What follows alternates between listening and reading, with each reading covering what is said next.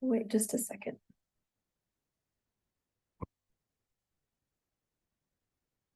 Okay, I'm Kelly Driscoll. I'm the interim planning manager. Thank you all for joining us tonight for this special PAC meeting. And with us tonight, we have Kevin Shepard, who is the CEO and founder of Verdunity. And he's going to be doing the majority of the talking. He's going to talk to us about the economics of land use and why fiscal analysis is important as we move into the land use mapping and scenario planning for the comprehensive plan. So with that, I will let Kevin take over and share his screen. Let me see if I can get If it. you can do that. Hold on one sec. Where is, well, maybe I'll just do it like this. Let me do, there we go. You guys seeing that? Yes. Oh, Oh, yep, nope. There it went. there we go. Awesome.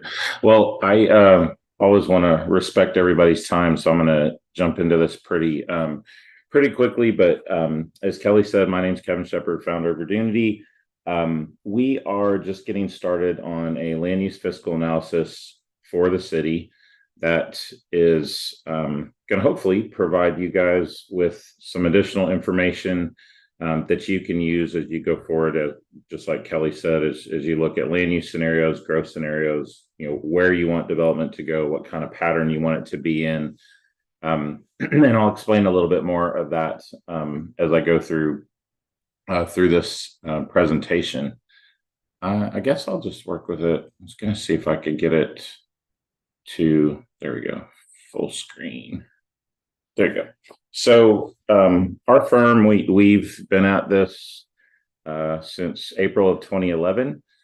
Before I founded Verdunity, I served as national director of the planning and urban design program for HDR, which is at the time was a national, now they're a global architecture engineering firm.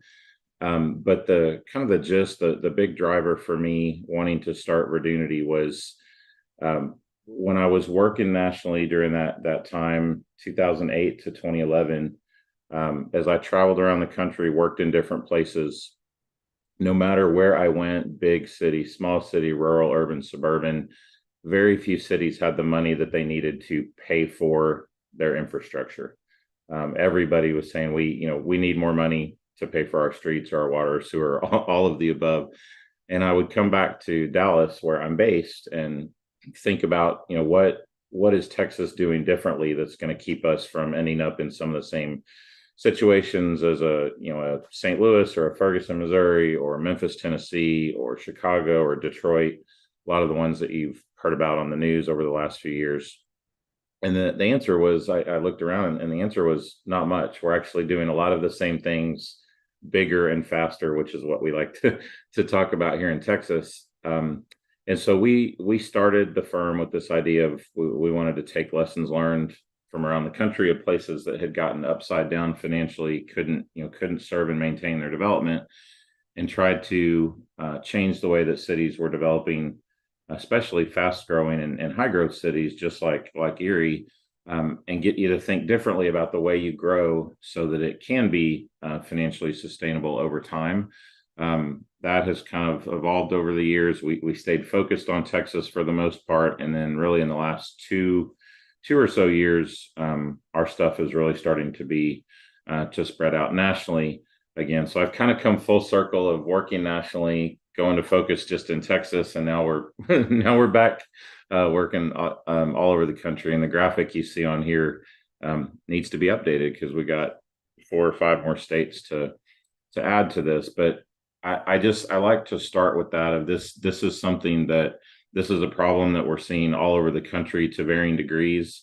And kind of as you follow this and you listen to me, just kind of have that kind of context in that we're trying to help give you guys information so that you can grow a little bit differently, so that you're not just one of the places that is a best place to live, work, play for a short term, but you actually can sustain things well into the future at a cost that's affordable for yourselves and your kiddos and anybody who comes through Erie 10 or 20 or 30 years or more down the road. So when you look at most cities, comprehensive plans, websites, strategic plans, they'll usually say some version of we want to be fiscally solvent or fiscally responsible. We want to be environmentally resilient or sustainable. We want to be socially inclusive or equitable. All good things. But when you look at the daily decisions and the investments that are made day to day, the projects that we approve, the way that we grow, the housing that we build, the commercial that we do, those decisions rarely align with those desired outcomes. Sometimes they do, but in a lot of cases, we're prioritizing more of the short-term wins and not thinking as much about long-term. And so we're left with fragile local economies that go up and down. We've got growing affordability and infrastructure funding gaps, which is really the core of what I'm going to talk about tonight. We've got disconnected residents, whether that means, disconnected could mean apathetic, it could be frustrated, it could be all the way to angry. Lots of residents that are really struggling to connect with their city and the city's leadership. And I guess I will point out here too that we do a lot of comp plan work ourselves with this. And one of the almost everywhere that we've done it in the last 2 or 3 years with comp plans, the number one thing that shows up in surveys is not concerns about density or apartments or anything else. It's the lack of trust in the local government. Like we need better communication and transparency with our local leaders. So you have to start there. And some of this too is you'll hear me talk about using some of this information as a common language to kind of build that trust and build a common way to talk about things like density and narrower streets or mixed use or all kinds of planning concepts that most of the general public struggle to connect with. So all of this is kind of grounded in building some of that trust and common language as well. And then when we go inside City Hall and we talk with planning departments, especially sometimes city management, you hear there's frustration that we're continuing to administer outdated zoning or development policies that are creating more and more auto-centric generic type places that everywhere starts to look the same. And especially when it gets to investment and reinvestment in your community, they're not very lovable places. They're not places that motivate and inspire people to stay there and to reinvest. So you see a lot of people moving around a lot more than you used to. So I've been probably for 15 years now asking this question of city managers, councils, folks like yourselves. When it comes to managing growth and development in your community, what's the biggest challenge or frustration that you're dealing with? And an overwhelming majority of city managers, especially mayors as well, will say, how do we keep up? Their biggest challenge is how do we keep up with the growing wants and needs of our residents with limited resources? Right? You have more and more people that want more. They want more things. They want more parks. They want more rec centers. They want more fields and trails and fix my streets and everything else. But oh, by the way, don't raise my taxes. Don't charge more fees. And city managers, city administrators are definitely right there in that tension of every single day taking calls of, from a citizen, from a council member, from a developer. And so that's just the challenge of, what I think the next couple of decades of city management are really going to be dealing with is how do we shift expectations in our communities to be a little more realistic and in line with what people are willing to pay for. And when you drill down a little bit deeper, a big part of that frustration is infrastructure funding. Public safety funding has been part of it and has been in the bullseye for a while as well. But this is just an example from San Diego. This is several years old at this point, but we see these over and over and over where a city's doing a multi-million-dollar, or in this case, billion-dollar capital improvement plans, and they're spending tons and tons of money on infrastructure, and then they come back, in a couple of years and the gap is even bigger. So we're spending more and more money on infrastructure, but our gaps are getting bigger. And you hear, the American Society of Engineers always talk about, our infrastructure is a C or a D, and we need more money. We need more money. I don't know where all that extra money is going to come from. We're starting to run out of it at the local level, at the state level, and at the federal level. So this was kind of the question that I was asking myself back in 2010. And it's just, with all the growth and the wealth that we have in this country, why are so many of our cities struggling to pay for basic services and maintenance? This is 2010. I don't know if any of you guys are familiar with the group Strong Towns. If not, I'd give them a look. Strongtowns.org. Chuck Marone's their founder. But as I was kind of having these questions myself, I came in my study here and I was Googling one night, and I came across his blog back at the time.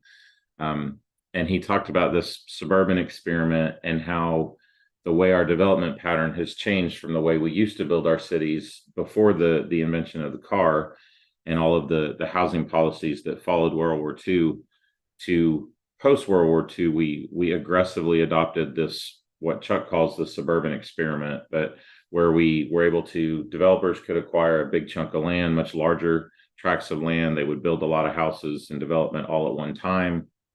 And then you kind of build on that with the cities and the residents wanting more of the higher quality of life. So we're aggressively pursuing that faster growth and expansion and the quality of life amenities in the short term, but we haven't fully considered those long-term costs and impacts. And I would say there's also social impacts, environmental impacts of our development pattern as well. And this is kind of when we say suburban experiment and we say the suburban or post-World War II development model. This slide, this is from some work we did a few years ago in a community in Texas, but I use this one in all my presentations across the country just because it's a really clear illustration of the horizontal expansion model. But this is what we mean. So the green, that green center core part of the city there, you can kind of see the traditional street grid kind of coming through there as well.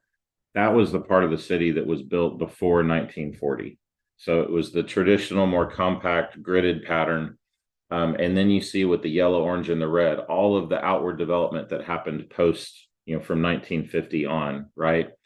And so when you build outward like that, what are you doing? You're building all kinds of additional roads, water, sewer, pump stations, police, fire, libraries, parks, everything that comes with that, right? But when you come back and you look at their population, in that time frame, their service area grew by 13 times, but the population only grew by 4. So basically, you're adding a lot of liabilities and costs to the community, but the density or the kind of the cost per household, if you want to think about it that way, gets a lot higher because they have fewer households to take care of the bigger liabilities. So the catch here is a lot of that infrastructure, it's put in by developers up front, right? But the city's on the hook to pay for all that infrastructure over time. And so this development happens in the 1950s and 60s and 70s. Well, if you go look at Victoria today, that core green part of the city still looks pretty solid. They've got the same kind of development pattern. It's still productive and active. It's their core downtown. But all of that stuff on the edge, they've struggled to keep it up because the roads go in, they last for 20 to 40 years, depending on how well they were built.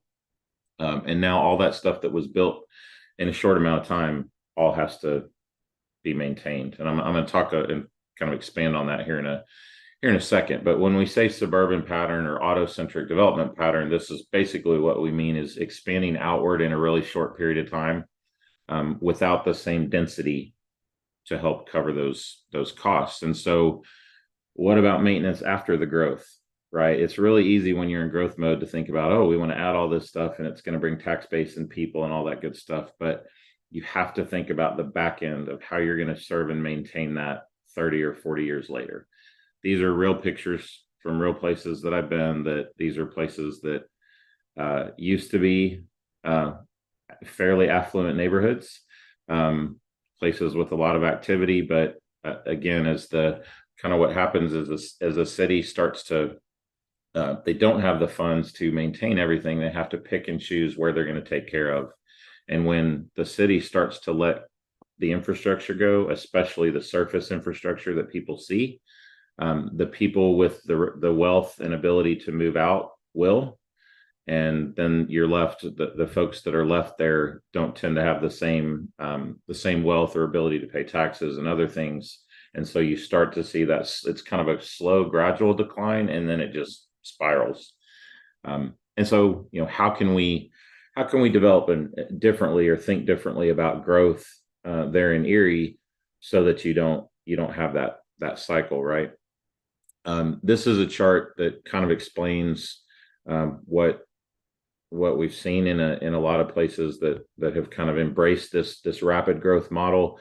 You start out as a small town. You guys have it there in Erie. You've got your core downtown. That's the gridded, the core, smaller blocks, gridded street network, a smaller population. And then you get into the middle part of this chart where the market comes to you and it's your time to grow, right? And that's where Erie is today. That's where so many of these kind of more newer suburban communities around the country are, where the developers come in, you add a ton of population over 1 to 2 decades.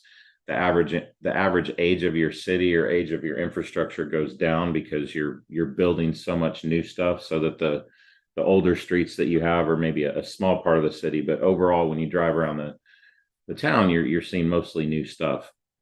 But as you keep pushing to the right of this chart, you start to run out of the land to do new development. And so the revenue from that new growth, from development fees and additional tax base, starts to flatten out a little bit. And then at the same time, a lot of that infrastructure that was put in by developers 20 or 30 or 40 years earlier all has to be not just potholes and minor maintenance. It's significant reconstruction costs. And that's Detroit, that's Ferguson, that's Memphis, that's Shreveport. And it's a lot of like first ring suburbs here around the Dallas area are starting to, anywhere that kind of went through that growth boom in like the 60s and 70s, you're starting to see the age showing up, right? And so you get this crazy thing where cities do their budgeting and they look 3 years out or maybe 5 years out, and they don't see it. And then boom, all of a sudden they have all these streets and water, sewer to take care of. And the tax base starts to flatten out at the same time. So as you all, anywhere that's in the growth mode now, just try to think about what can you do to manage and guide that growth in a way to kind of flatten this curve a little bit, number one. And then, think about a pattern that does generate a little more wealth and revenue for you, so that you're not so upside down in the future. Just quickly, we've seen municipal bankruptcies. There's a lot of what I would call soft defaults. So if you see things like, the Jackson, Mississippi from last year, I think it was Flint, Michigan, the water issues, when a city can't keep the water going, that's kind of it's not bankruptcy, but it's pretty close to it, right? There's basic services that we need to be able to provide that. And I'll a little personal story on this one. My dad worked for Shell growing up, so we lived a lot of places growing up, but one of them was San Bernardino, and we lived in San Bernardino, California, in like the mid to late 70s. And I asked my dad a couple of years ago, I was like, what was it like living in San Bernardino when we were there compared to where I live today, or my sisters, which all three of us live in similar to Erie, fast growing suburban kind of communities. And he's like, actually, it was very, very similar. Well, in 2011, San Bernardino declared bankruptcy. Stockton is a very similar case. And what's scary about this is there's a lot of cities around the country that are just hovering under that line. They're like just getting by, and all it would take is one big kind of natural disaster or one big kind of sewer line failure or something, and they're going to be in a world of hurt. So we have a lot of very fragile places, and part of why we see so many people move into Texas, and I think you guys are seeing some of the folks move in there as well, is it's not just the East and West Coast that are looking for a little bit more affordable options. it's also people from kind of that Rust Belt, upper Midwest that are looking to get out of some of the declining cities that they're in and come to a community that's going to be a little more sustainable and resilient for them. So that's on the city financial side, but then you have the personal, the housing affordability, which I know you guys struggle with there. And I mean, our affordability issues in Texas are nowhere like what yours are in Colorado. But I did a talk a couple of years ago in Salida, and like the definition of affordable housing issue in Salida is pretty different than here. But the point here is there's more and more people that are struggling to find affordable housing, whatever that range may be. I mean, even it used to be you could find a single family detached home for 200,000 somewhere. You can't find that anymore. It's 300,000, 400,000, 500,000 or more. And so how do we fill that gap? And it's going to take something other than single family housing. So it gets to making the case for density, townhomes, cottages, duplexes, all kinds of other things, which again is where this information is really can be really helpful in terms of communicating the value of density, and not crazy density, but just kind of gentle density in the community. So I would argue that we're building cities that we can't afford to live in and maintain. As residents, we can't afford to live in them. As cities, we're struggling to find the money to maintain them. It's not it's not everywhere, but in a large part of the country, we're really starting to struggle with these issues. So when we talk about Erie and we think about, is Erie financially sustainable? Think about these questions as kind of we continue to go forward in the work that you all do. I always start any presentation I do. I just did one earlier or the end of last week at our state's American Planning Conference, and I was asked, raise your hand if you feel like your town or city has the money it needs to maintain services and infrastructure right now and in the future. Hardly any hands go up, like ever, anyway. Like maybe you'll get one or two out of like 100 people. And so, what do you guys think about Erie right now? Do you feel like you're in a good spot? Do you feel like you have the money to maintain the infrastructure that's on the ground? Anybody want to chime in? No. Ari? I'll take it as the elected one that everybody can sling arrows at. So I think it's always a question, and it's come up recently in terms of budget, in terms of what we have out there for reserve, et cetera. And I think the big thing is trying to find out what is that magic point, if there is one, where you feel conservative enough to save enough money in your reserve to account for some sort of likely scenario that you brought up, whether it's a weather-related event, whether it's like the fires that we had here in Superior a couple of years ago that was near us, and that very same thing could possibly happen here, and start trying to figure out what is comfortable for us to be able to put aside, but also at the same time be able to pay for the services that we need to pay for now, and then also recognize how can we build our revenue stream that is sustainable in a way that you may not be 100% able to cover all those bad areas of the economy in those certain times, but at least get to a point where you feel comfortable that it's not too far under when it comes to those sort of things. So I think hopefully that helps provide a little bit of clarity to it. Yeah. Sure. Yeah, that's I'll address it also, if you might. I'm Malcolm Fleming. I'm the town manager.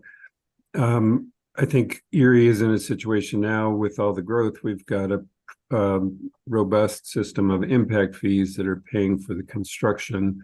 We've got a fairly well diversified stream of revenue to pay for ongoing maintenance.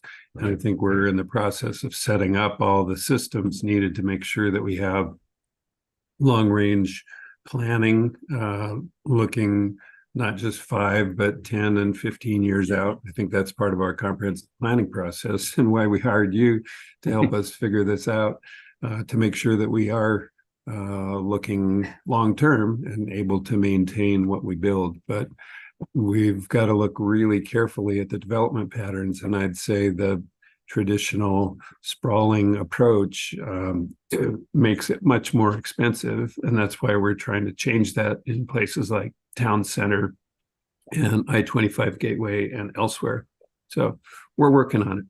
Awesome. Yep. Awesome. So we got an elected point of view, and we got the town manager point of view. Perfect. So I'm glad both of you are on here. I wasn't sure who all was going to be on. So that's good stuff. And the good news is both with information that we've learned from other places, and also as we're digging into your analysis, we are going to have information that's going to give you some data points to make some of those decisions. So I always go into these. It's never our job to tell you, what's right or wrong. Our job is to give you the data and the information and let you kind of define what affordable means for Erie, what what the right mix of the different fiscal tools and policies and development policies are.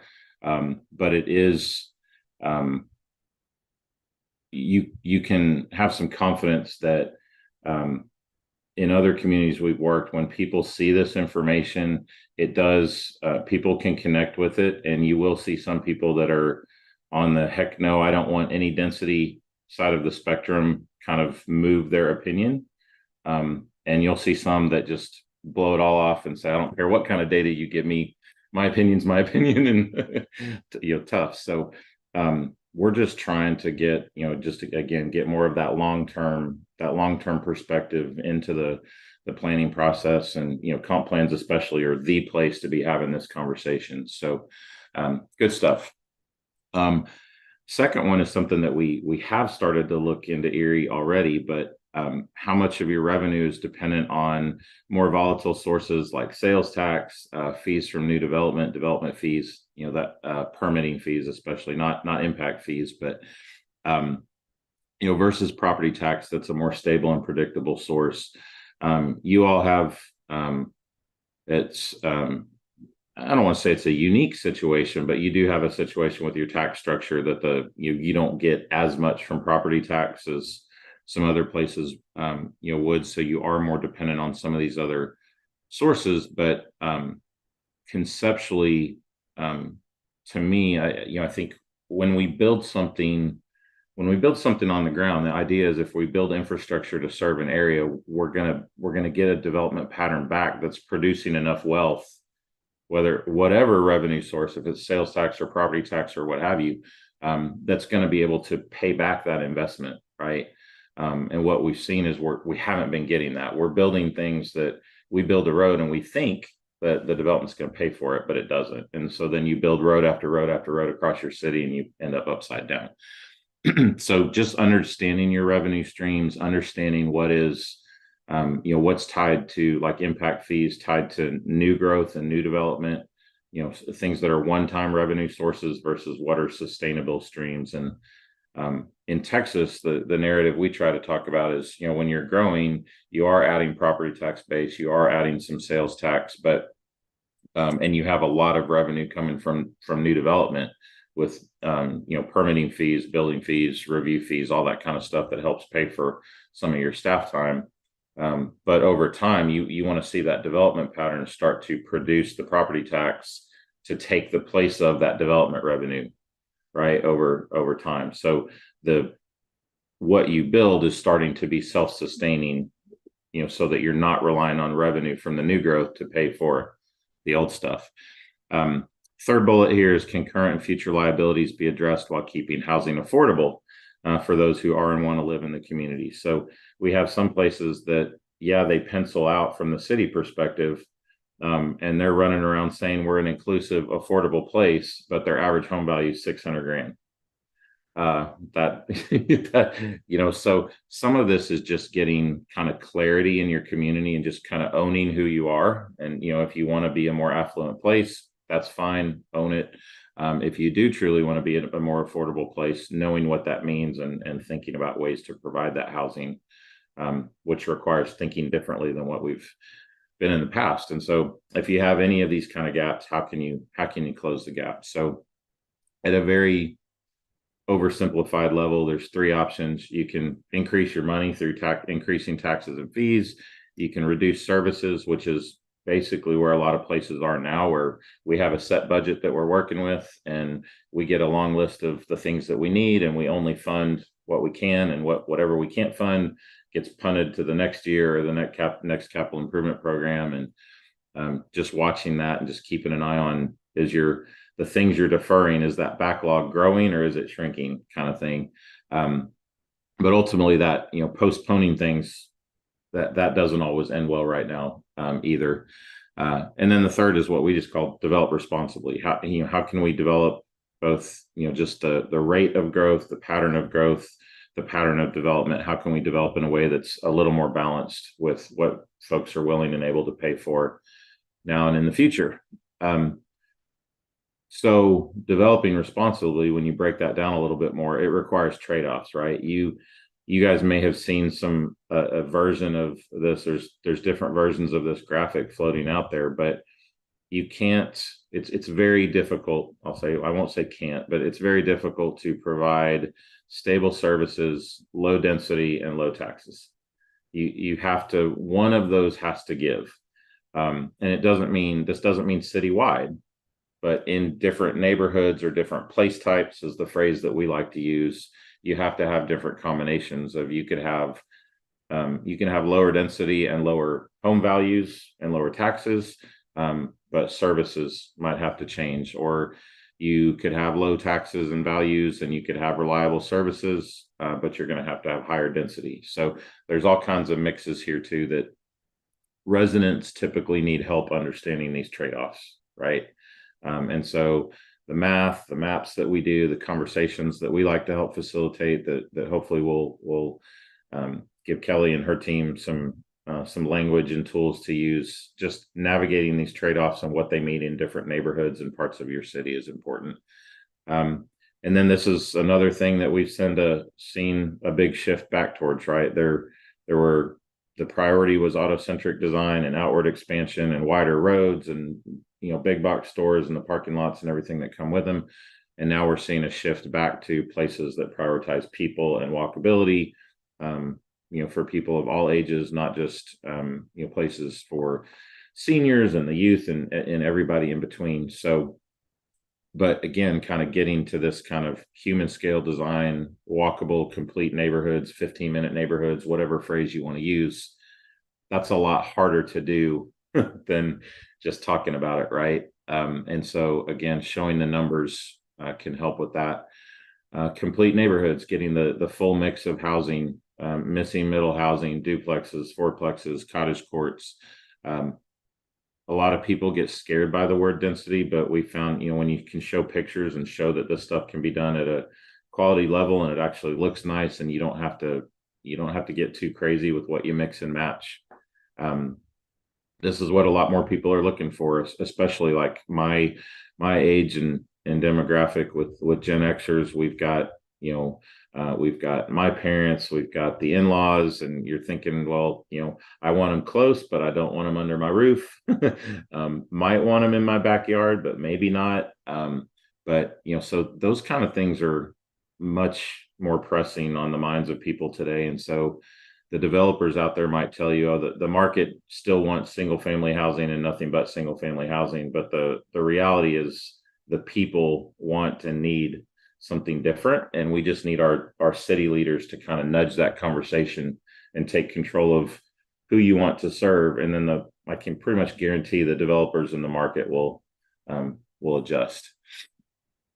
So we need this common language to talk about common problems, build common solutions. You guys can probably see with a lot of these slides, we've tried all kinds of different ways to communicate this idea to folks, of kind of fun graphics like this, the math, the maps. Everybody gets this stuff differently, but everybody understands the math. Everybody understands money. And so when you can put things in terms of what it's going to do for their property values, what it's going to do for their tax rate, now and in the future, some of those trade-offs get a lot clearer, and decisions get a lot easier for folks to make. So I'm going to go next into just kind of an overview of the land use fiscal analysis, this LUFA that we talk about, so you guys can kind of understand what we're going to get into and what we're going to do for you all. And then we'll kind of pause and have a little bit of discussion there. And then I've got some examples of kind of on the back end of what some places have been doing implementation wise to help close some of their resource gaps. So y'all can think about that as well. So all of this is based on this concept of value per acre modeling. So we look at the property tax revenue.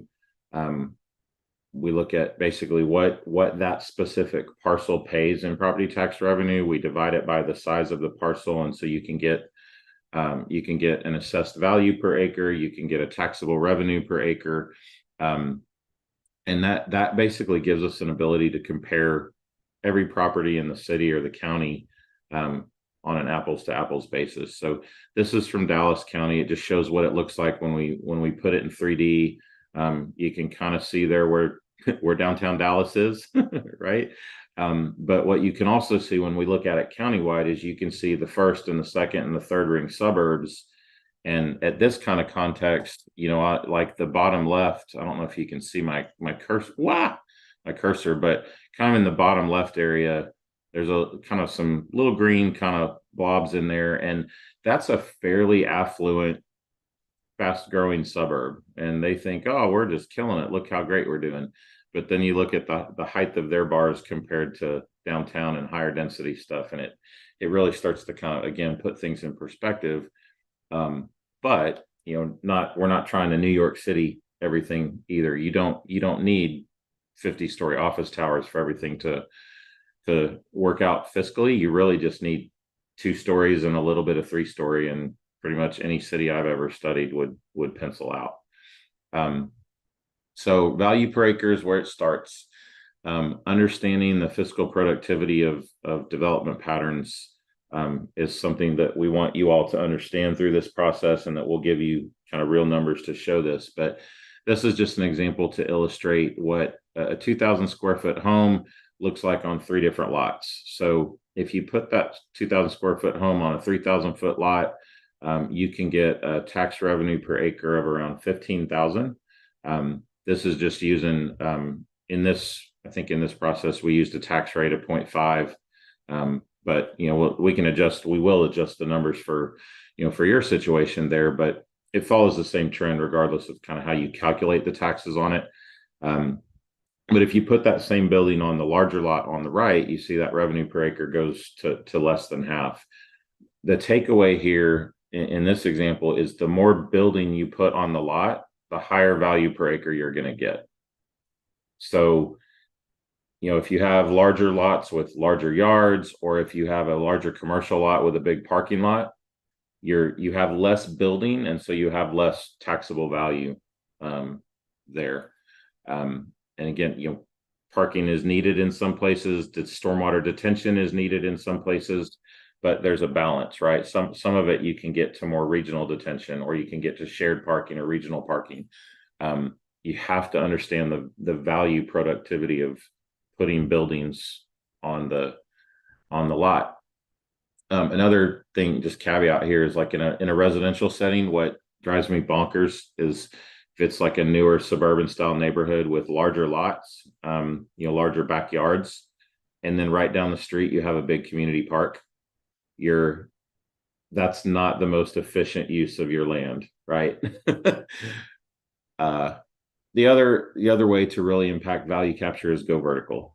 This is a lot easier for people to understand, but just think about a typical single family neighborhood. Street's exactly the same. The lot's exactly the same. If you have a 1-story house, it's worth something. You have a 2nd story on it, it's going to be worth more, right? The more vertical you go, the more that kind of multiplier is going to happen. But again, the more building you have, whether it's footprint or just floor area ratio, the number of floors you go, the more value you're going to get out of that parcel of land. So let's think about this in terms of lot size, street width, and homeowner taxpayer burden, right? This is how wide's your typical residential street there, Kelly? Do you know? 31, 38? Miguel, can you answer that? It's too wide. Too wide. Yeah, we roughly, I think we're at least 30, it's probably the smallest. Okay. I would agree, it's too wide. So, 31 Street, that 31 foot, that's pretty typical with more kind of, I don't want to say modern, because the most modern standards are going back to narrower streets, but the codes that a lot of cities have used for the last 20, 30, 40 years have been 31 foot wide streets. It's 2 lanes of traffic, cars parked on both sides, fire can get their stuff through there, all that good stuff. The problem is there's hardly ever cars parked on both sides, and so it's a really wide road that's a runway, and cars go too fast and all that good stuff. That I'll put my PE hat on and talk about the relationship between street width and safety. I'll do that all day long. But from a fiscal perspective, if you take a 31 foot wide street and you have 70 foot lots on it, street cost per lot, 532,000 for this little, I think this is a 1,000-foot block, 28 lots, you get, it comes out to a cost of roughly 19,000 per lot, right? If you narrow that street just to 27 feet, if you put 50-foot lots on there, that cost per lot goes down to under 12,000 per lot. So the point here is just the width of the street and the width of the lots has a direct correlation, direct relationship to how much each homeowner is having to pay to ultimately rebuild that street, right? If we take this a little bit further, and I've got all the math behind this, but I wanted to keep this one in, just show kind of what it can mean for the home value. We get asked a lot, well, okay, Kevin, what's the average home value that we need to have to make everything pencil out? And that's not a one size fits all answer. There's lots of variables here. But if you were to assume that your city had a 0.5 tax rate, you put 10% of your property tax that you collect towards streets, right? Which that doesn't happen. But if you did take 10% of that, here's, based on the width of the street and the lots, there's the street cost per year, there's the annual cost per lot, and then we can translate that into the average home value. So even for that 27-foot street with 50-foot lots that I just talked about, for a 0.5 tax rate, 10% of that going to streets, the average home value would need to be $475,000, right? If you go to that 31-foot wide street and 70-foot lots, you can see how fast that value has to go up. And so even as the market is starting to kind of right size and get to that point of like, a single family, I think to build a single family home today, you are talking $500,000 or more probably to really charge what it's worth. Not as there are few and fewer people that can afford that. So the streets and the lot size, how many lots you put on a block of street does have a direct relationship back to that kind of cost per household to pay for it. Same thing applies to water, sewer, all of that. So what does this look like on the ground with some real examples? Here's 2 sites. We always do this comparison. We're doing it for you all too. We take a block of your Main Street mixed use, something from your downtown core. In this case, this is from Taylor, Texas, a small, very fast growing community outside of Austin. They just landed this ginormous Samsung plant that's going to like triple the size of their city in like the next 5 years. It's nuts. But that little 3/4 block, you can see that's not crazy density, right? That's just 1 and 2 story modest, cute little kind of small town Main Street. That gets a tax revenue per acre of almost 16,000. You compare that to, for this one, we picked on a Jack in the Box. We've picked on Whataburger. We've picked on Taco Bell. They're all the same, but similar size lot, similar size frontage in terms of street frontage. But you can see what that tax value per acre is. It's less than half. A big part of that is due to the big parking lot, right? The one on the left has more shared parking, on-street parking. If we go a little bit, we zoom out a little bit more, we take a 10-acre block of their, or grid of their downtown. So just an 8-block area. One of those blocks is a city park. So it's completely exempt, doesn't generate any tax value at all. That grid gets over 12,000 per acre. The big box on the right is almost double the land footprint, a lot more infrastructure to get to it and serve it. But the tax revenue per acre is a third. When we haven't done sales tax a lot because it's more difficult to model sales tax down at the parcel level, but sales tax tends to follow the same trend. The more people you put in an area, the more value you're going to generate, right?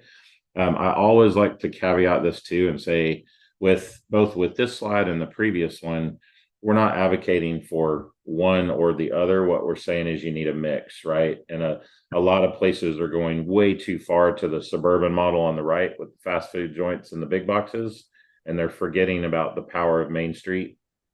One of the blessings of COVID, actually, and you'll see this as I go through more, the smaller development is really powerful in a number of ways fiscally, but there's starting to be more demand because of COVID and because of remote work in smaller spaces, business and residential. And so showing that you can get more of those smaller spaces in the Main Street kind of walkable environment that's kind of really caught on in the last couple of years as well. Malcolm, did you have a question? I did. It was more of a comment. If you could go back to your last slide, that one, you talked about the sales tax being harder to model, and I agree with that. I actually saw a similar presentation to the one you're doing today about 10 years ago. So I did some modeling of the sales tax revenue in Louisville, where I was city manager, looking at the Main Street development compared to that auto-oriented kind of approach. The Main Street was 6 times higher than the auto-oriented approach. So clearly the per square foot, the Main Street approach is definitely a more fiscally responsible model. Awesome. Well, and and another, when you think about just the broad perspective of sustainability, the other thing about the Main Street stuff is, let me kind of go back to the previous one. When, one of these businesses on the left, when one of those goes out, it's pretty easy for a new one to go in, right? You're not asking for a bunch of additional infrastructure or anything like that. You swap one in, out, you put another one in. The big boxes, even the fast food restaurants, we've all seen them where they do their thing for 10 or 15 years and then they're gone. And the big boxes, especially, I'll show some slides at the end of this of some work we're doing with a couple of small developers in Kelly's old stomping grounds of Duncanville. But that's the other end of the spectrum here of a lot of these buildings that are abandoned, and now cities are trying to repurpose them and figure out what to do with them. So, the traditional, that Main Street is just more sustainable. It's more resilient. It's more productive. And, when a lot of people think about what they love about their city and what they connect with, it's not the Walmart, right? It's the Main Street. And so, building more of that, that's the simple. If I fast forward to the end of that, building more of that traditional Main Street pattern, that's how you do all of the things that you guys were just talking about. This is another example. We do these over and over and over, but this is from a different community, big boxes, Main Street. You can see the difference. I joke with my guys. I'm like, okay, we got to quit doing, when we do these slides, we got to quit putting the cents in here. Cause we're talking big numbers. So to show this down to $4,204.45 is kind of a little bonkers, but you get the point. Hey, Kevin, I think Ari had a question. Yeah. Oh, there.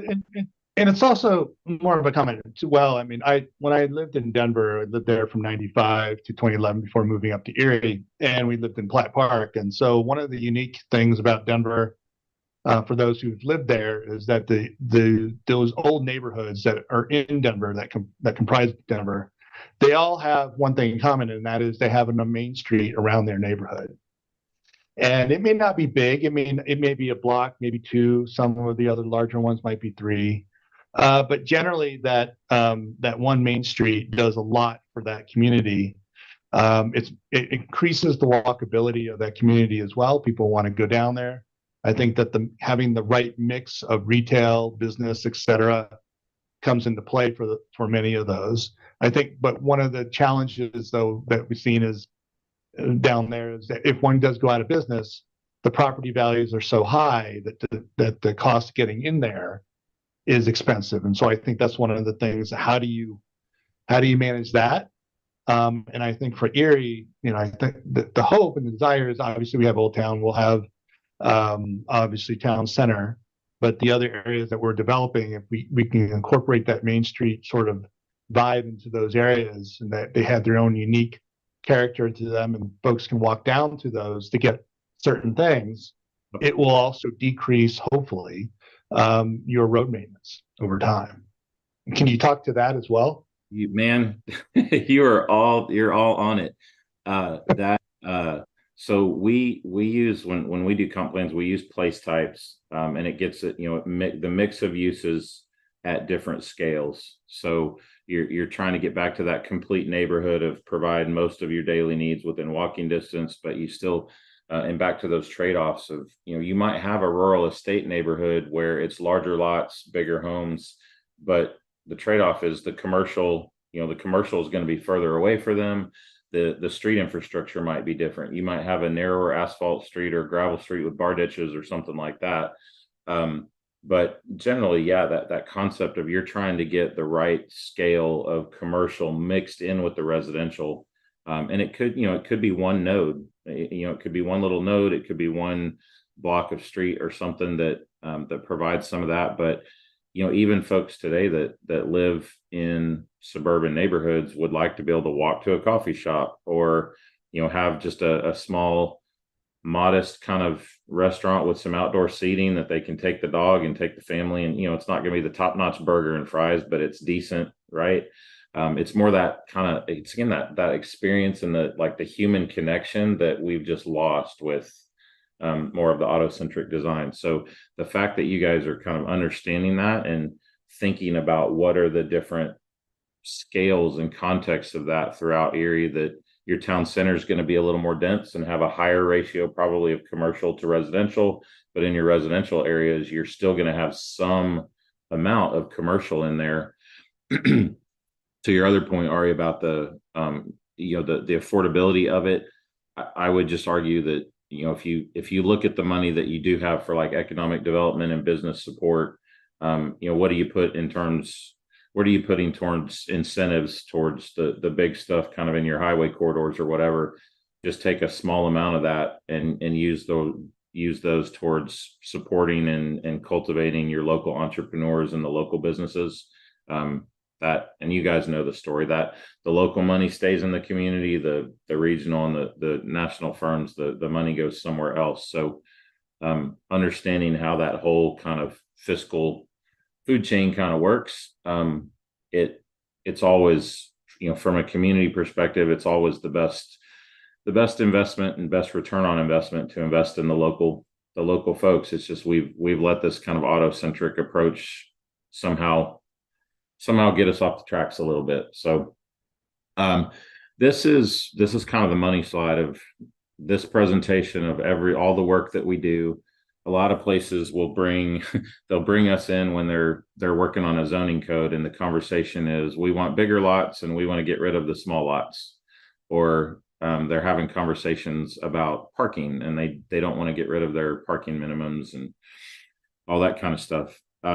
What this shows, and we'll do this chart for you all, this shows for single family residential, it's got the size lots across the bottom. So as you go left to right, you go from the smallest lots to the largest lots. The blue bars are the average value of the structures on those lots. And in this case, this was Taylor. They had very affordable values, even on their bigger lots. But and then that blue bar that goes down from left to right is the revenue per acre, the tax revenue per acre. So every city that we've ever modeled in any state with any kind of tax policy has followed this trend. The the smallest lots are the most affordable to build, they're most affordable to own or to rent, and they get the highest revenue per acre to the city.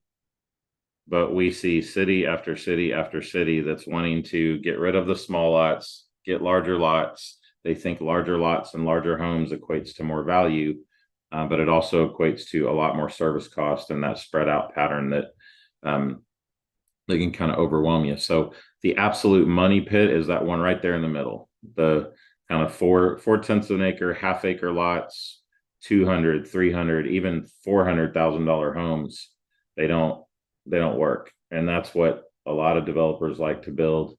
More developers now are starting to push for more of the smaller lots, the 50s and 60s. But yeah, small development is a big win-win. And we've really seen this catch on with COVID, especially startup businesses are looking for smaller spaces. You look at the affordability on the residential side as well. People are totally fine with smaller, with smaller units or houses or whatever. We're just not building enough of it. So, so here's takeaways: the high value development that we see across all the work that we do. The high ratio building footprint to lot size. The more building you put on a lot, the better it's going to do. The more stories you put, the better it's going to do. If you look at a broader development pattern, the narrow lot frontage, the more lots you put on a block of street, that's going to do better than if you have, fewer wider lots. And then narrow streets in a grid pattern. When you look at the overall kind of value production and resilience of the multi-block pattern, the narrow streets grid layout, like what you have in your downtown, and what every city pretty much ever built in the US started with, that's kind of the foundation for the most fiscally productive development.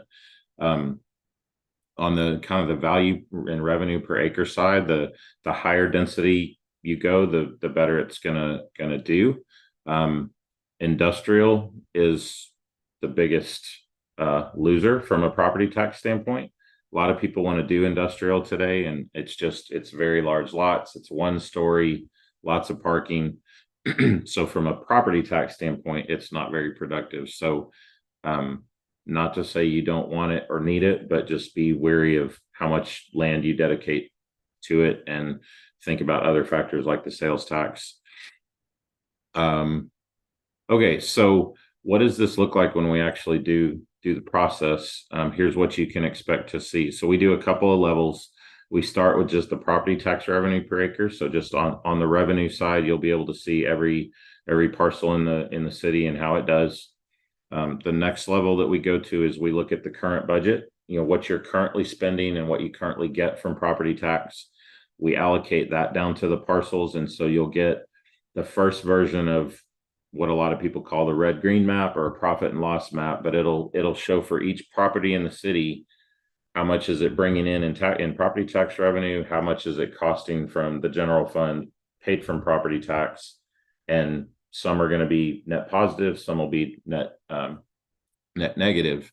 That's kind of current conditions. And what for a balanced budget, what you would expect to see is that you're going to have some that are green and some that are red, but when you roll it all up together at the city level, it's all going to balance out. But the third step is of what we do is we take, what do you really need? If you had the money that you needed to rebuild the streets, if you have other general fund things, if you have other things in there that are not really wants, but true needs that you need to get funded, and ideally would want to fund from a property tax base or a portion of property tax, we add those costs in, and then we rerun the model again. And that's where it really kind of starts to expose the horizontal suburban pattern with the wider streets and the cul-de-sacs and things like that have a much higher infrastructure and service cost. The smaller lots, the traditional, more compact pattern, always tends to hold its value and do a lot better than the spread out stuff. And then we have all kinds of charts and things that we'll slice and dice it by land use, zoning district, neighborhood, however you guys want to look at it. And then you can use that information to start to inform, your growth scenarios and where where you have opportunities for infill development that can ratchet up your value without, without maybe adding much on the infrastructure side. Or if you are going to add greenfield growth out on the edge, what do you want that pattern to look like so that's a little more balanced between revenues and costs long term? So this is what it looks like in 3D. I show this. This is from Brownsville. It's one we did back in 2017. Brownsville's right down on the border. I show this not to pick on Brownsville, but just because it's the most dramatic one we've ever done, and they're actually like doing a ton of stuff to fix it in the last 5 years, which is cool. But this kind of shows their this shows their current budget conditions, and then when we took their streets, so back in 2017, if they were going to reconstruct all of their existing streets that they had at the time, they were going to need almost $1.3 billion. So not preventative maintenance, but rebuild costs. So it was like 66 million a year is what they needed to be saving or spending. They were spending like 8 million a year at the time. Pretty big gap. But when we took the unfunded street costs, and we didn't even add anything else, we just did street costs and nothing else. This is what it looks like. And so this is kind of current conditions and everything look good. This is what they really need. But from this, you can start to study this and say, okay, well, what patterns stayed green? Even when you load in more costs, what stayed green and why? And you start to see kind of, the traditional downtowns always hold their value. Some of the newer kind of mixed use, higher density kind of urban village mixed use development stuff does well. Growth scenario modeling, we're going to do a little bit for you all with this as well. Growth scenarios are a little bit different because our baseline model, we can do it right at the parcel level. So we know exactly what's on every property. We know exactly what it's paying in property tax. We can come up with the infrastructure and service costs pretty easily. But when you're projecting scenarios, we have areas, but we can't say exactly parcel by parcel what's going to happen. So we have to generalize it a little bit, but we can still show, if you build certain ratios of different types of development, what will that do for tax revenue? What will that do for service costs? What will that do for value per acre and all that good stuff? How many people can you accommodate? So at a high level, you can kind of see impacts as well. And we try to still do some of the 3D modeling as well to kind of show what can happen with different scenarios. So as we've done this for comp plans, and I've talked with Kelly and the planning team there about what you're expecting out of this is, number one, just get a handle on what these resource gaps are with affordability, city infrastructure, those types of things. Start to understand, what patterns in the city are doing well, which ones aren't, and then working towards a growth strategy that can be married up with some of the fiscal, the policies and the tools that Malcolm was already talking about.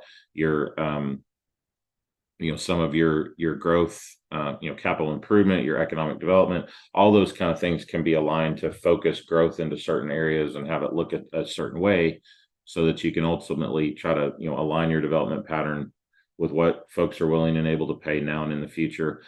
I think that's going to be a huge selling point in the next probably decade or so to people that are looking around for, they want to move to a place that they have confidence is not going to be coming to them 5 years later wanting to jack the tax rate up, right? Because there's a lot of folks on city council. I meet a lot of city council folks that are like, man, I wish my predecessors 20 years ago would have, voted to hold the tax rate where it was instead of lowering that tax rate every time or whatever.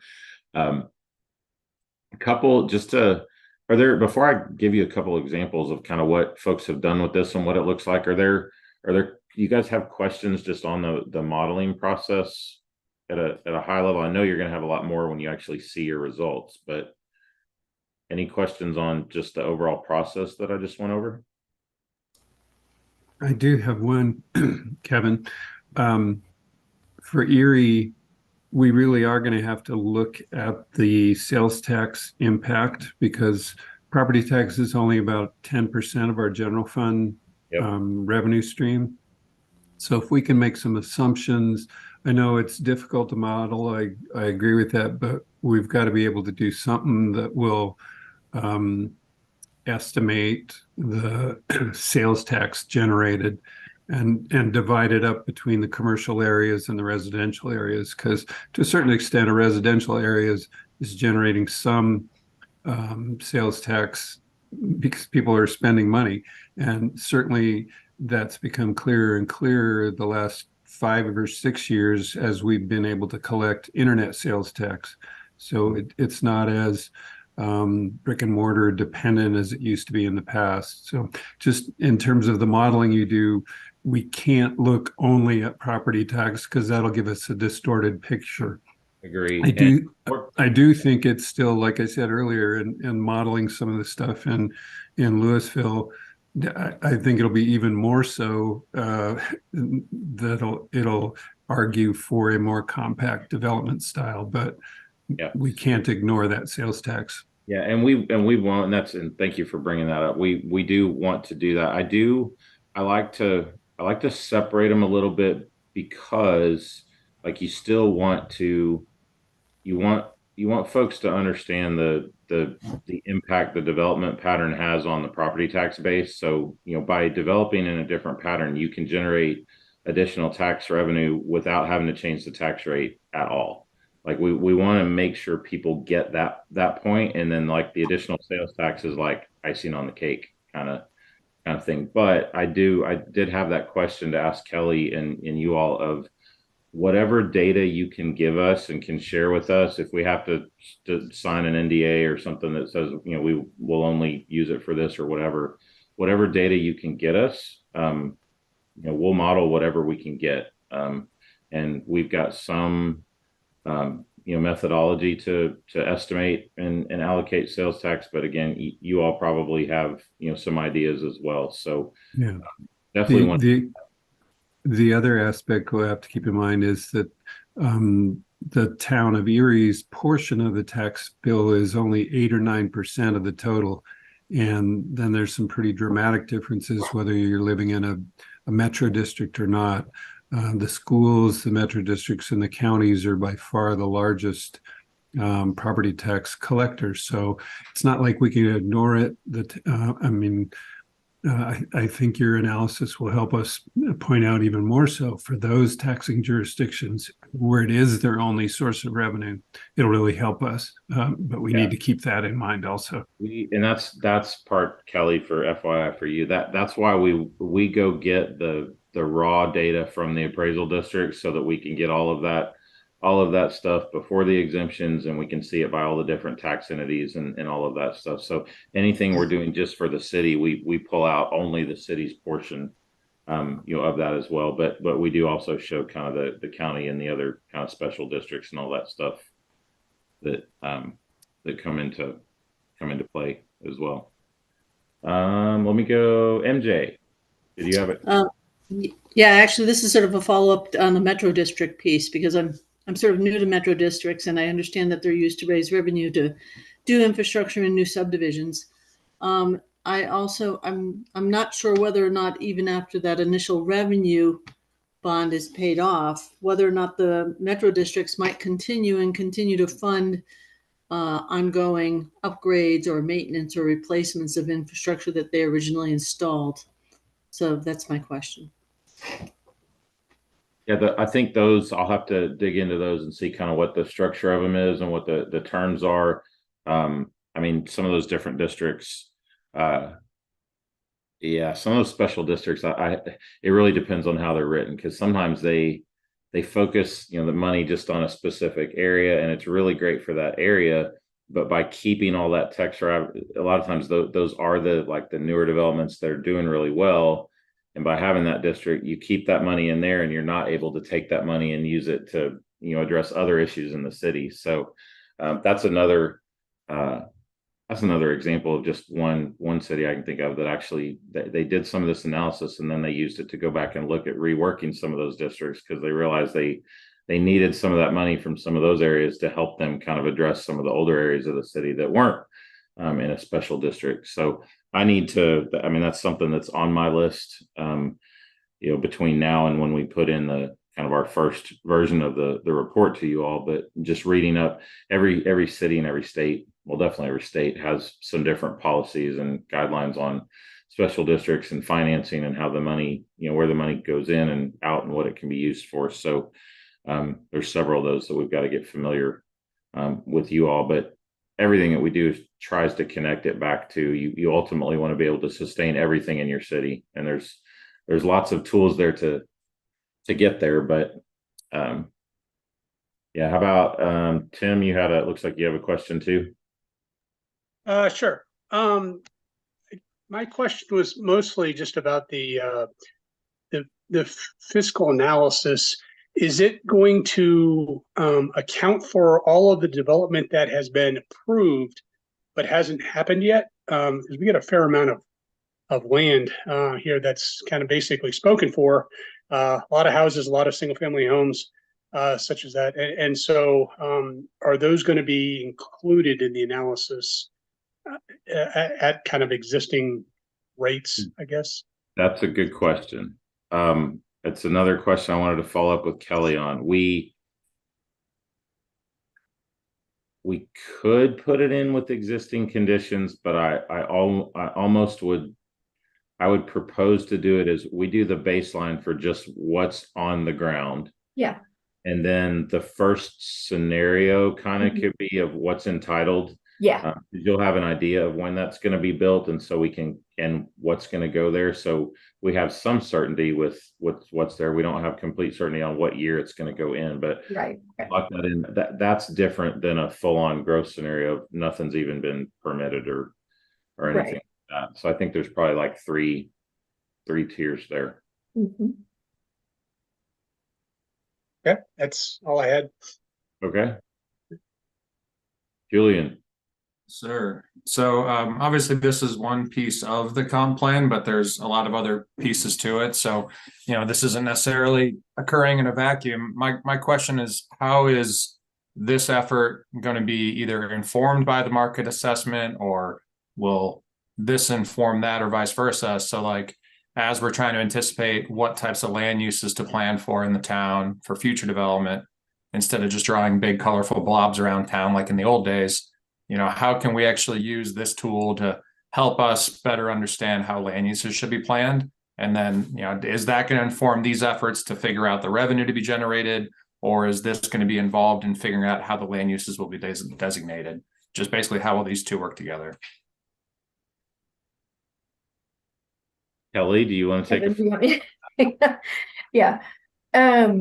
So I think with the market assessment, we're really hoping to get capacity in some of those larger sectors like employment and obviously retail, and we can use those in our scenario modeling, which then Kevin and his team will be able to tell us what those different scenarios end up looking like from a fiscal perspective. Does that make sense?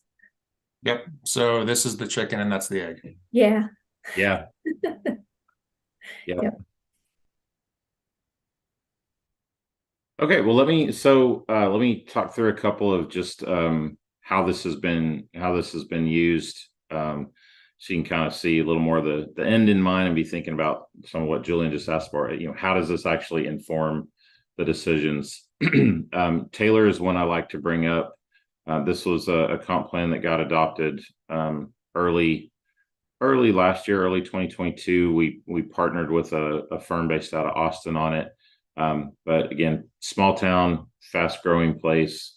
When we went into this one, so here's their growth pattern. You can see that the green square was their 1954 city limits, a nice clean rectangle. And then you can see what they started to do after that, of going out in every direction in about as most dysfunctional pattern as you can possibly think of. But when we started this one, the council, we were told by staff that, the kind of the vibe, the opinion of the community is we want to be like a lot of the other fast growing places around us, and we want some of the big box shopping centers, and we want larger lots and the master plan communities and all that good stuff. But the ACM Development Services Director had a hunch that that's not really what they wanted.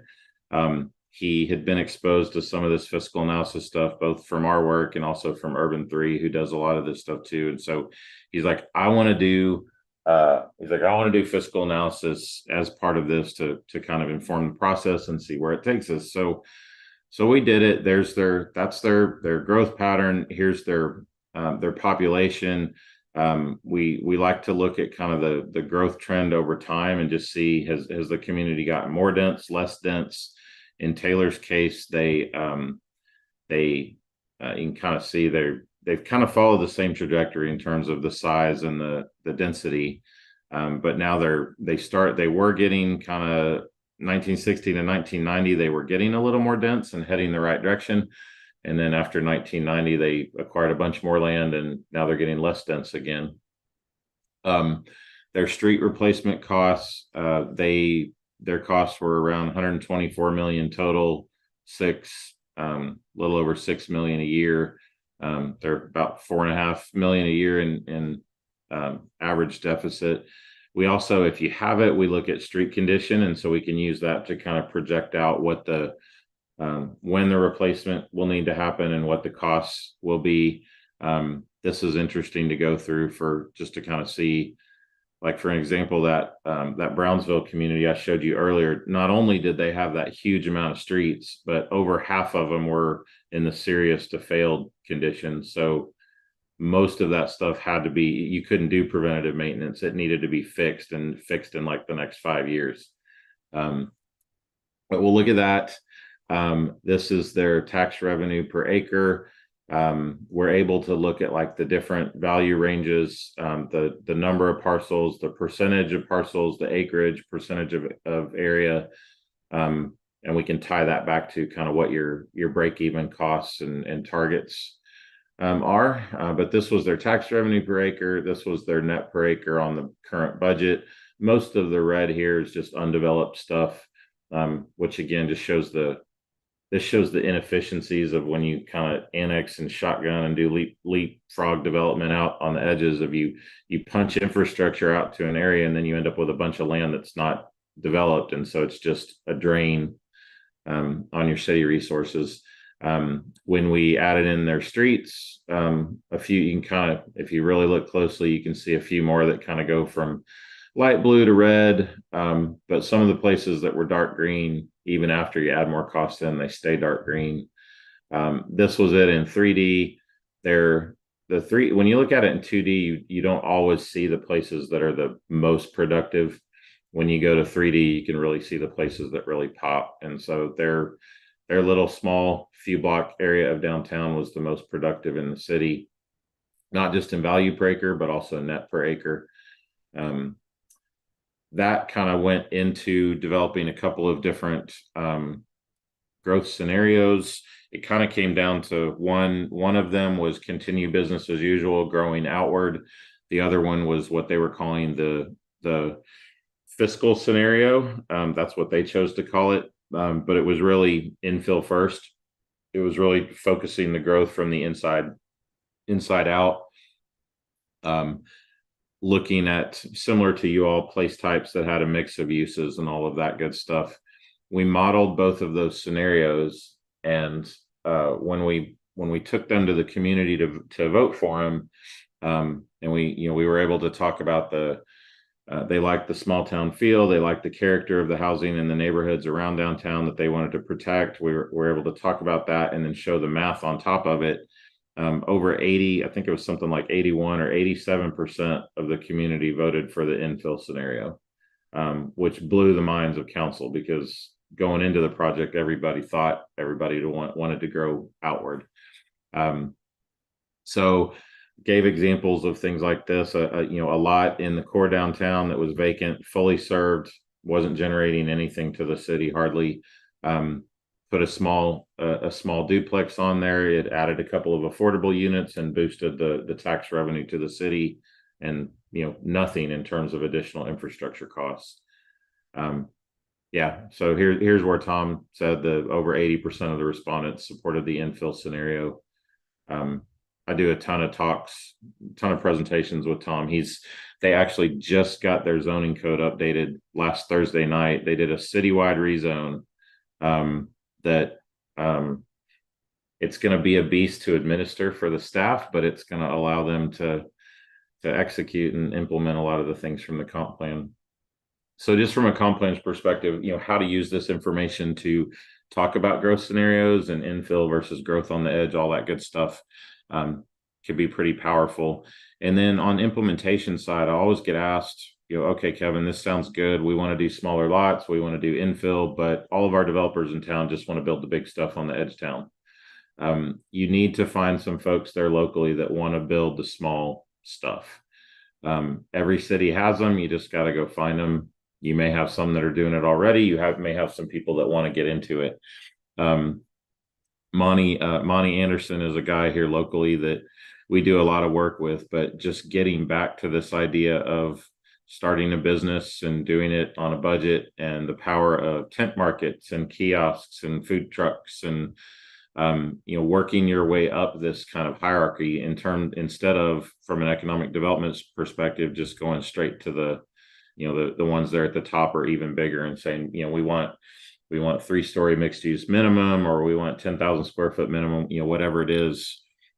You've got to be willing to embrace the smaller, more incremental approach to activate some of this smaller infill, but it does tend to support kind of what Ari was saying earlier about how do you reactivate a site, or how do you start to cultivate and get that local support for what could ultimately be a 4-corner neighborhood retail kind of center. It may not have the market for it right out of the gate, but present this stuff. And a lot of times there's cities that look at this and say, oh, that's not what we want. That's too incremental, or that's too temporary, or that's too tactical, or it's not good enough quality. But people love this stuff. Like, they absolutely love it when you do it. And it kind of contributes to that character and the human interaction that people are just craving. This is one from DeSoto. This is the other end of the spectrum of, like, when cities don't do stuff well and they start to fall apart. We have to start getting pretty creative with how we revitalize these places. And it goes back to the same principles that we're talking about, of breaking things up into smaller lots, smaller buildings, and more of a walkable interface. This is one from an old shopping center in DeSoto that we worked on with Monty. It was an old Ace Hardware store, I think, that had been out of business for several years. The city was going to sell it to a guy to do a Dollar General or a dollar store, and Monty said, "Hey, wait a minute, why don't we put something together with EDC and work something out?" He's like, "I have an idea." So basically what he did, on the outside, you can see the site plan on the left. We cut up the parking lot, put a decomposed granite kind of walkway through the middle, and made it kind of a small little kind of mini street through the parking lot. We put food trucks and hung twinkly lights and all that good stuff in there, and tried to start to activate that. And then inside the building, he cut that building up into a bunch of small spaces. Some of them on the outside, on that front outside, he cut windows out to the front of the building and those were all restaurants. And he didn't intend it to at the time, but when COVID happened, those restaurants actually did better during COVID than they were doing pre-COVID, because people were able to walk up and order and pick up food from the window. This building has stayed 100% leased all the way through COVID. Several of the people that went in there and started businesses that have moved out into brick and mortar, into other places in the community. And that bottom right one, you can kind of see later on they took out some of the decomposed granite and actually put grass in there and made it more of they still do the food trucks, but they actually put the food trucks on the parking lot side and use that whole green space area for tables and stuff. So, and then here's the one that we're working on right now that's in Duncanville. Another big, huge shopping. These are those big boxes, the shopping centers that we talk about, right? That they do great for 10 or 15 years and then they tank. we're playing with all kinds of ideas for this one. There's a middle school right across the street. The Duncanville Town Center Main Street is, maybe a 10-minute walk to the north of this. But we're cutting that, kind of cutting that up to the first phase is putting more things in the buildings around the outside and adding some green space and some food trucks and kiosks up along the frontage of the street. And then the second phase is going to be to go in with a 3-story mixed use business on the first floor, apartments on the second and third floor. This was one that Monty wasn't asking for any incentives or any money or anything from the city. They actually went to him and said, "Hey, we want to reactivate this place so bad. We'll give you money to support it." So that's kind of the whole spectrum of we see fast growth places that are trying to manage the growth the right way, and then we're trying to help places like this unwind and catch back up. Duncanville, unfortunately, is one of those places that is way upside down, and I see only smiling. So she knows what I'm talking about. But I like to show these just as kind of the hope is that places like Erie that are still in the growth curve, you don't ever end up with places like this, right? So don't overbuild your big box, please. Couple other smaller examples. This is a lot of just repurposing, adaptive reuse, taking buildings that are 1 story and putting a 2nd story on it. This one was one when Monty did this, he was putting 4 apartment units up above this, and everybody's saying there's no way, there's no demand for apartments in this area. Nobody's going to rent those. They were rented out before he even finished construction. They've been fully leased ever since. You can see what it did for the value of the building on the tax rolls. So as much attention as you put into like the new buildings and adding new value, you also need to be aware of like the value of current buildings and preserving and enhancing those where you can too. This one, just an old kind of manufacturing plant, a much bigger scale building that was just downright nasty when Monty got it. The 3rd floor was kind of half of it was a basement. It was underwater, dead raccoons, all kinds of nasty stuff in it. But he fixed it up, fixed the outside up. The inside now has a co-working space, a yoga studio, a brewery, all kinds of stuff inside this one building. And it's been a huge catalyst for the whole neighborhood around it. If you've ever heard of South Oak Cliff or Oak Cliff in Dallas, that's the neighborhood that this is in. And this project right here was a huge catalyst for everything that's happened there. Downside is big time gentrification. So there were a lot of lessons learned from that one too. You can see more of the inside spaces, architects, attorneys, all kinds of stuff. The last one, this is from Louisiana, a community that we worked with there. Losing population, losing businesses, not a lot of money to work with, and a lot of just really old, rundown, nasty places. And they've done a bunch of stuff with nothing but paint. All they did was go under some of these bridges and work with local artists to do murals. They had in one of their surveys, they said they wanted pickleball courts. They couldn't afford to build some, but they said, hey, we have some of these shaded areas under the bridges. Why don't we go paint those and turn those into pickleball courts? They're still hot in the summer, but they still kind of meet some of the need of the community. And then some of the street stuff, painting some of the steps. And now they've got a program going right now. I need to get the finished pictures in here, but they worked with residents to go out and paint, redo a lot of the intersections in their core downtown to kind of do the bump outs and get some of the local art in all of the crosswalks and some of that stuff. And so it's really regenerated, I guess, or interest in kind of their downtown. Again, nothing but paint. So low cost, big return stuff.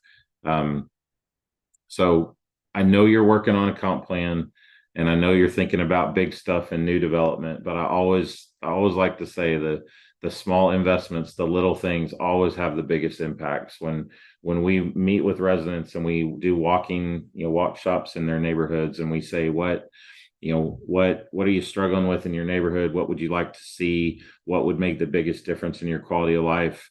It's little things. It's like this dead tree has been here for 2 years. Will somebody please come rip it out? Or this crosswalk needs to be restriped, or this park has has had a light out for 6 months, or it's just little stuff like that that has a huge impact on quality of life. So we always try to, with our implementation plans, always try to balance the big stuff and the big money stuff with, some little things that can make the neighborhoods a little bit better. So that's all I got. These are the steps that we always say, and you guys are doing it, but do the math and then connect the people in your community together.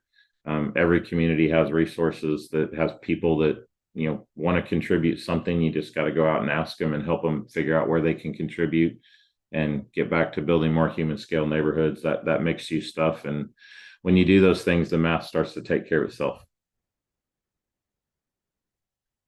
So I promised Kelly I would be done yapping in an hour and a half. So I went 1 minute over. So I'm happy to stick on, take any other questions you guys have. If there's any other nuggets you want to share as far as things that you want this analysis to think about, consider. If there's any properties that you would like to make sure that we model and understand or feature, if there's a Main Street block or a neighborhood or something, you don't have to get that to me tonight, but if you have thoughts on that kind of stuff, get that to Kelly and she can pass it on to us. And I see Patrick on here now. Hi, Patrick. How are you doing, man? What's going on, Kevin? Good to see you again.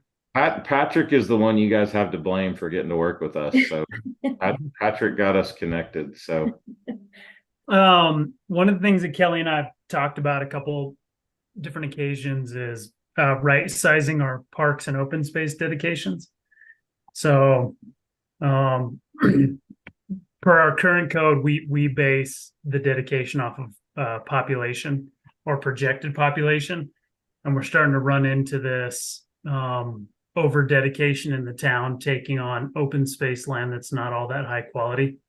Is that something that could be also kind of scenarioed out in one of the models of what's maybe a more appropriate or right size park and open space system within a mixed use development that's different than our current code?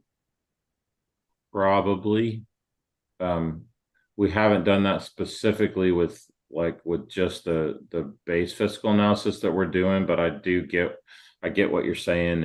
And so take, for instance, one of the projects that, up by our high school, if we were to, based off of early projections of their density, we would essentially be asking them for 30, 15 acres of dedicated parkland plus another 15 to 20, 30 acres of open space land. So the way that our code's currently written doesn't actually work all that well with some of this kind of mixed use. And we're trying to figure out what is a higher quality, more realistic combination of parks and open space in a mixed use development. You want to, it's less about the acreage and it's more about the proximity from units to a park. So if it's a more dense area, you're going to want more smaller parks. If it's a larger, more spread out area, if it's a rural neighborhood, you don't need any parks because everybody's yard or land is their park. But sounds like, a little bit of that when you guys did it last time, you probably just did a base assumption, assuming a certain development model and number of acres per unit based on a certain density. And when you start varying the density, and that's part of the place types, right?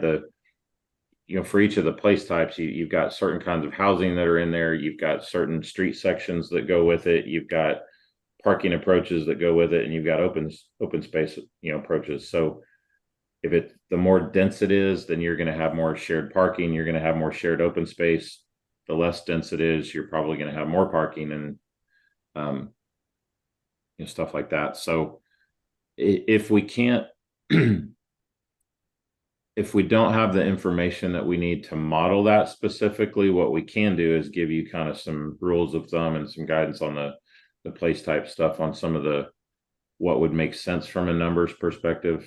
We've certainly done enough of that and done separate, open space and park economic study stuff that we can lean on. So whatever we do through this, whatever data we have from other projects that we've done that we can give you guys to be helpful, we're more happy to share it.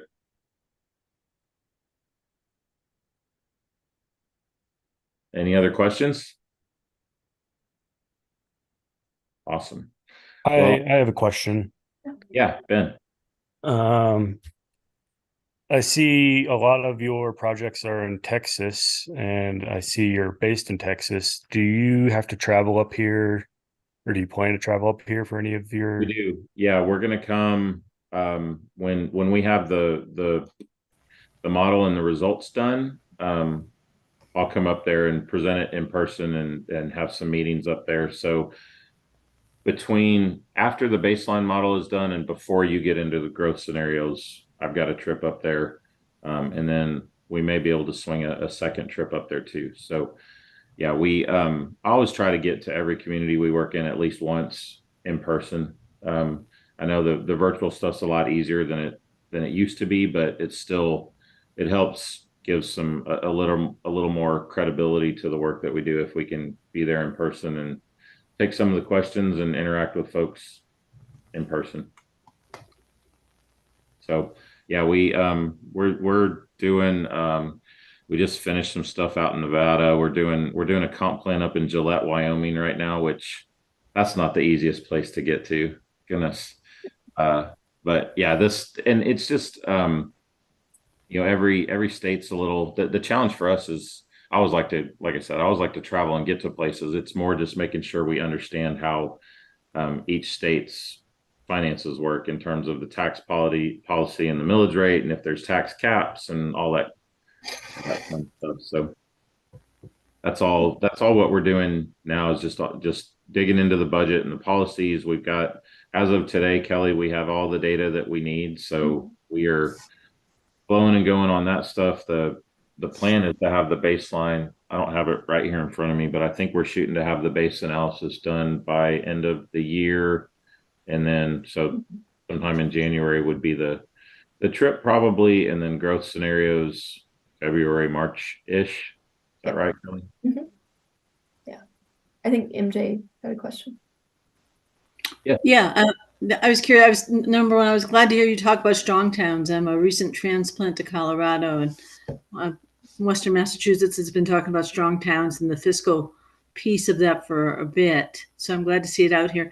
My question is, how do we get, when we have concerns around growth management, the community is largely thinking about the feel of density and the number of new structures and new people coming to town. I think the fiscal impact that Strong Town does is a really good balance that helps people understand the financial end of that. And I'm curious if there's any good resources to make available to the community to understand the thinking behind, the fiscal analysis on why we're doing this as part of the growth or the comp plan update. Well, part of it is this presentation and having this recorded and sharing some of this. Chuck's a really good friend of mine at this point, and we collaborate on a lot of things. We're working together on a grant application right now, actually, but it's some of this will be up to Kelly on how much of this you want to introduce to the whole community as part of the planning process. But I know for us, whenever we do a comp plan, we do this analysis right up front. We have a conversation, a community conversation, either with me or bringing Chuck in to do it, to kind of present the Strong Towns 101 and some of that. But yeah, I think it's very important to the community to understand the fiscal impacts of your development decisions. And, we all, and I can share some of our plans that we've done with Kelly too, but we dedicate a whole section of the front end of a comp plan that talks about the economics of land use and explains some of these Strong Towns concepts, so that even 5 years, 10 years from now, if you got different planning commissioners or different city council that come in, there's still kind of that section of the document that talks about this stuff, so that you don't lose the conversation we just had, right? So yeah, I think we like our whole process is grounded in Strong Towns and trying to, we've no-goed or not pursued projects with some places that they didn't share this philosophy. They weren't willing to to embrace it as much. But I've seen enough nationally. That's why I started my firm, and that's why we do what we do. Is that whether you're a fast growing place or you're an old place that's upside down, there's a lot of challenges that we have to get to, and a big part of it is getting just realigning expectations of the public with what our cities can really pay for.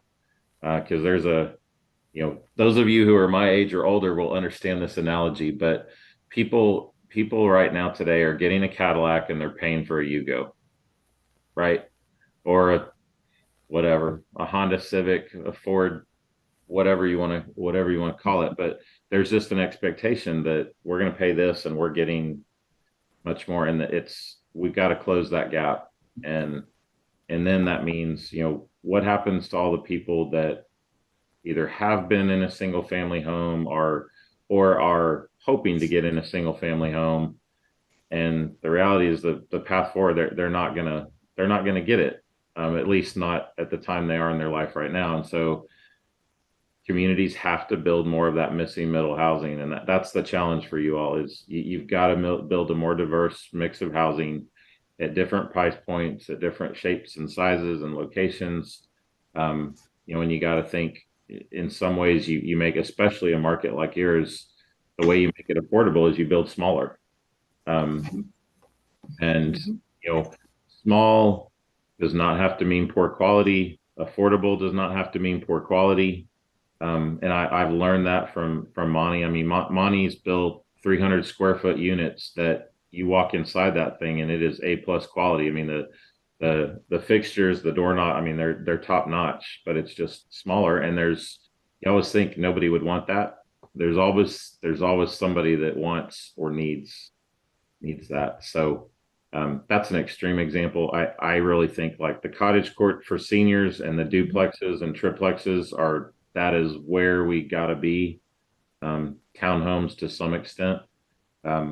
But man, a nice duplex that looks like a single family neighborhood, but it's well-designed duplexes could do wonders for our affordability issues. Yeah. Thanks. Yeah.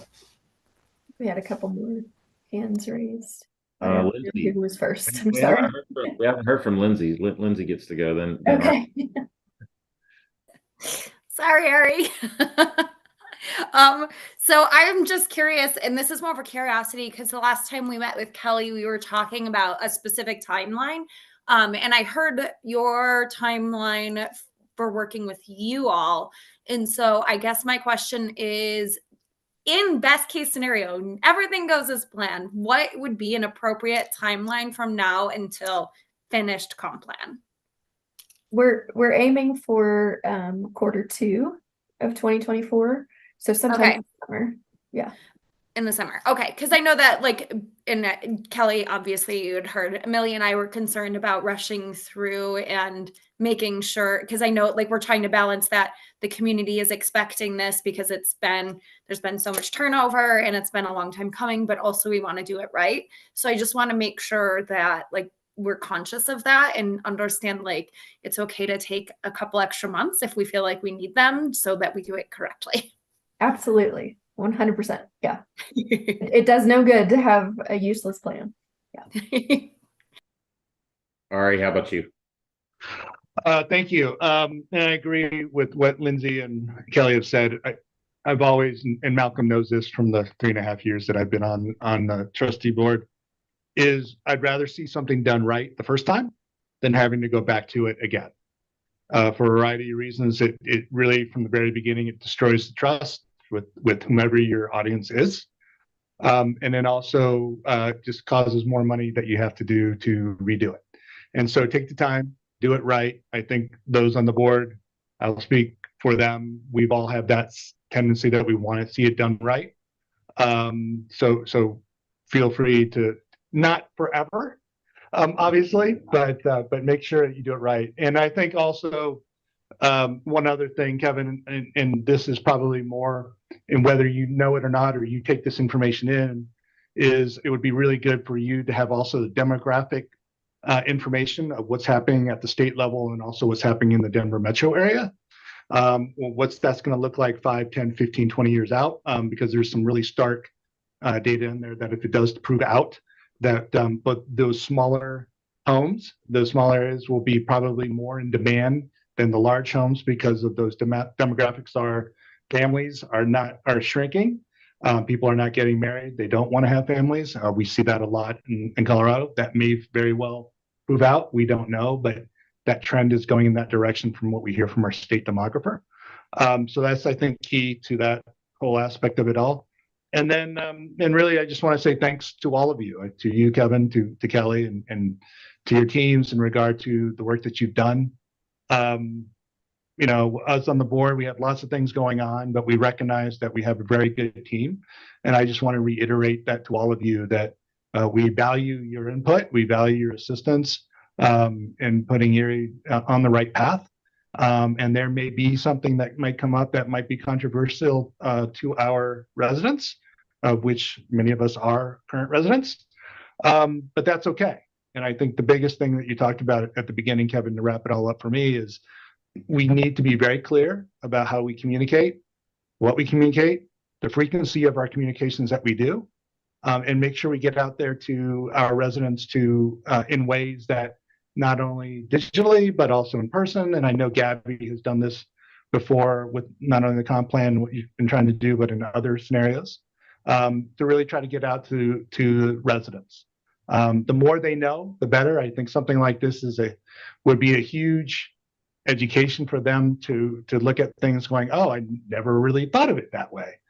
And I think that's probably the biggest thing, Kevin, you probably heard when you reached out to the residents, I would imagine, right?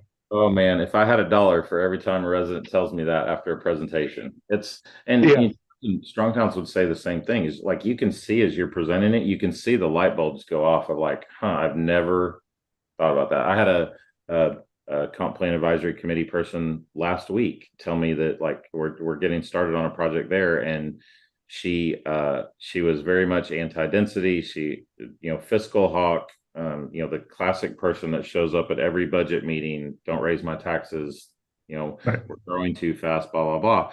And the end of the presentation, very similar to this one, she came up after and she's like, you've completely changed my mind about density. She's like, it's no longer, she's like, I'll support it. She's like, but I want to focus on where do we put it and what does it look like, and not yes or no. We don't, I don't want it anymore. And I hear that over and over and over. Like, when people know that there's a cost to this stuff that's not being accounted for right now, and you can either raise taxes to pay for it or you can change the development pattern. Most reasonable people are going to say change the development pattern.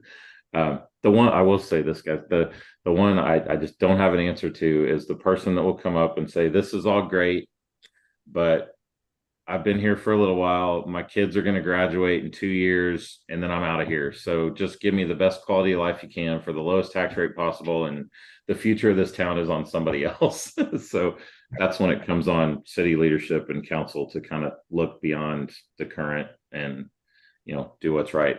Long term. And that's been, I think, a focus of the board and previous board before but I really try to stress it as well, that we're planning 20 years down the road, 30 years down the road. We have to be inclusive. Your demographics are going to change, the type of people that you're going to come move in, the different kinds of jobs that we don't even know about that will be created. I mean, I'm of your age, Kevin. I had my 54th birthday last week. There you go. So best generation ever. There you go. The jobs that we have today weren't jobs that were 25 years ago. And the income levels of what those are, and the needs of that, and the educational level that's required, and what kind of environment they want to work in, all that is radically shifting. And I think that to think with a fixed mindset in that regard is not the best way to go forward. And so trying to really think long term in terms of what that may look like down the road, and from a modeling perspective, is important. So that's all I will say for my piece. So thank you again to everybody for all the work that you're doing. I want to make sure we catch Kylie. She's had her little end up for a while. Kevin, this is Kylie. So, sorry, Kylie. No worries. I'm of your generation too, so I beat all of the women with the name. So, but anyways, curious on kind of the development patterns and letting the data kind of drive where those could occur, how do you kind of define some of the subjective criteria that helps us make some of those decisions? Great question, and I did not cover that in this presentation. But a couple of things that we look at is developed, undeveloped. So we look at property, and is it developed already or not? Does it have a building on it or not? Yep. We also look at served and unserved. So the way we classify served is, does it have street frontage? Does it have frontage on a public street? And does it have a public sewer line within 300 feet?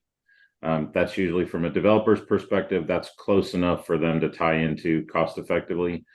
And so we kind of have a matrix there of, is property developed and served? Is it developed and unserved? Is it undeveloped and served, or undeveloped and unserved? The most expensive one is undeveloped and unserved, because you're having to punch additional infrastructure out to get that development. The sweet spot where you want to target growth to first is anywhere that has full service. So if it's got infrastructure and services to it, but it's undeveloped, that's, you want to put development on vacant parcels. Then you get in between and you start looking at, well, is it an area that has, so we look at like building coverage on the lot. So you might have areas that have single family homes on them, but they're large lots and could handle 80, accessory dwelling units on the back. So there's some different criteria that we help kind of prioritize where you could put growth. Then we look in terms of, and this will be more of Kelly's team's work, but look at place types and look at the different kinds of densities and mix of uses that you want in different areas. And then you can lay that on top of it and say, okay, we have primarily single story stuff here right now, and to get to the density that we want to go 2 stories, or you want to take vacant lots and put 2-story or 3-story on it, stuff like that. So there's some additional like levels of detail there that from an analysis perspective will help provide some of the properties and the areas to focus on from the lowest cost, highest return kind of perspective. And then when you get into your growth scenarios and you start to put different kinds of units on different things, then there will be some broad fiscal targets that I'm sure you guys want to try to hit as well. Sometimes we'll look a little bit at streets and think about, if you do add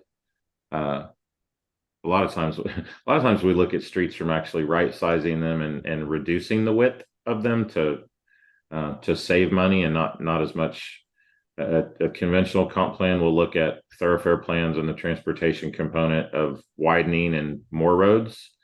Our philosophy tends to go more towards, you can add plenty of people in your community without having to build another road if you want to. So that's the density part of the equation of how dense do you want to get in certain parts of the city. So there's a number of different factors there, but the developed, undeveloped, and served, unserved, and just vacant lots, that's where we start.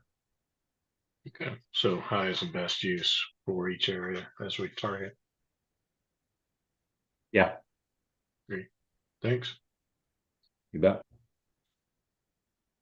All right, guys. Well, I appreciate the time. I told Kelly we always like to. It always works better for us if we're able to have this kind of general conversation and talk about the process and introduce the concepts first, and then show you your results in a separate meeting. When we if we try to just go to the results, it's a lot to digest in one meeting, and it goes long. Yeah. So, all right, guys. Thank I you. appreciate it, Kelly. We'll be in touch. Mhm. Malcolm, did you have something? I just wanted to say thank you and good night. Okay.